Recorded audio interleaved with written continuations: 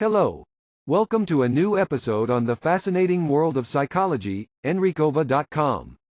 This time we are going to know the 4 types of neurosis experienced by the human being. Let's start. Worrying about something is a common emotion for people. Feeling anxious or nervous is natural. However, these emotions can work against us when negative or obsessive thoughts begin to invade your mind on a recurring basis. This excess of obsessive negativity is known as neurotic behavior. What is neurosis? In psychology, neurosis is a psychological trait or pattern of behavior presented by a person with a tendency to emotional instability and the development of maladaptive relationships with others, with oneself and with the environment. It is important to note that this term has changed its meaning over time and is used in different areas of medicine. As a curious fact, we call neurotic a person who is not able to control his feelings and emotions, but this does not mean that he is sick or suffers from a psychological disorder. An example of this is a person who gets angry all the time. On the other hand, neurosis is not an illness as such, but a psychological concept that refers to the difficulty in relating to oneself and the external environment.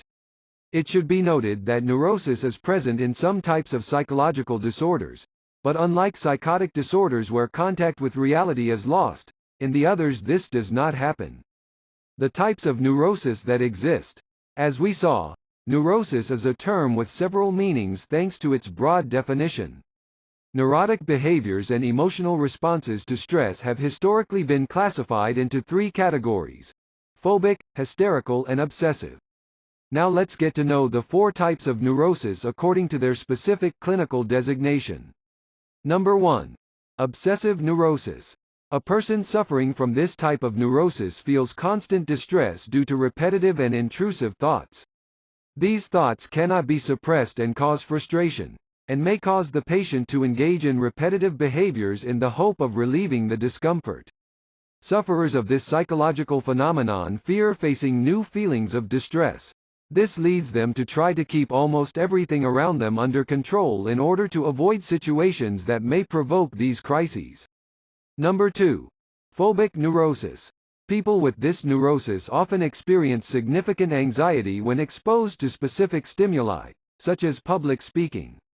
As a result, the main symptom is a pathological tendency to avoid triggering situations, which can create problems comparable to the symptoms themselves. Trying to avoid situations that cause stress and anxiety can actually cause more stress and anxiety. Current psychology classifies these neuroses as a kind of phobia. These phobias are divided into specific phobias and social phobia. Number 3. Depressive neurosis. This neurosis affects a person's mood dramatically. Usually, this reaction arises from an experience that is considered extremely negative and detrimental. Symptoms of depressive neurosis include frequent crying, general lack of motivation, loss of ability to enjoy oneself, and strong thoughts that everything is hopeless and recovery is not possible. And finally, number 4, hysterical neurosis. The idea that repressed desires lead to psychological disorders is one of the oldest concepts in psychology. This conception was dominant in the Victorian psychiatric community and in psychoanalytic theories. According to this thinking, hysteria in neurotic patients was caused by unsatisfied desires that generated somatic alterations such as false deafness or blindness. Currently, this concept is obsolete, and its symptoms are attributed to different psychological disorders listed in psychological manuals. Now it is time to recapitulate the subject.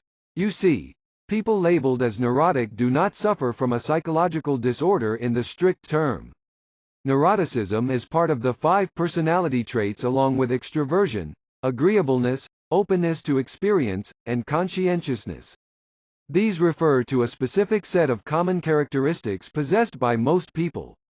As an interesting aside, neurotics believe that some situations are much worse than they appear, which makes them more susceptible to stress. This makes them feel frustrated and anxious. Thank you for listening to me. Remember that you can learn interesting topics about the world of psychology here at Enrique.com. See you in the next episode.